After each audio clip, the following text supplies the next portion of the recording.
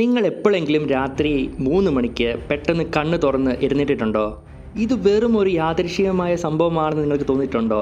എന്നാൽ ഇതൊരു യാദൃശ്ചികമായ സംഭവമല്ല. പലരും വിശ്വസിക്കുന്നത് രാത്രി 3 മണി എന്നത് ഡേവിൾസ് ഹവർ അഥവാ പിശാചിൻ്റെ സമയമാണെന്നാണ്. ഈ സമയത്ത് നെഗറ്റീവ് എനർജി കൂടുതലാണെന്നും അദൃശ്യ ശക്തികൾ നമ്മളെ നിരീക്ഷിക്കുന്നുണ്ടെന്നുമാണ് പലരും വിചാരിക്കുന്നത്. പക്ഷേ ഇതിൽ എത്രത്തോളം സത്യമുണ്ട്?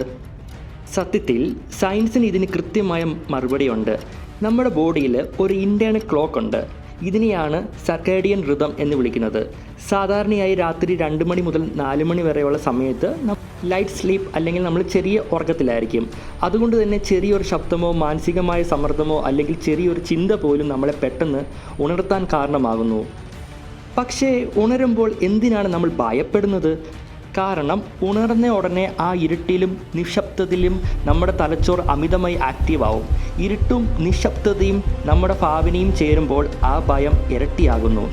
പെട്ടെന്ന് ഉണർന്ന് ഫോൺ നോക്കുമ്പോൾ സമയം 3 മണി അല്ലെങ്കിൽ 3:33 ആണെങ്കിൽ ഉള്ളിലൊരു മിന്നൽ പോലെ സംതിങ് ഈസ് റോങ് എന്നൊരു തോന്നൽ വരില്ലേ?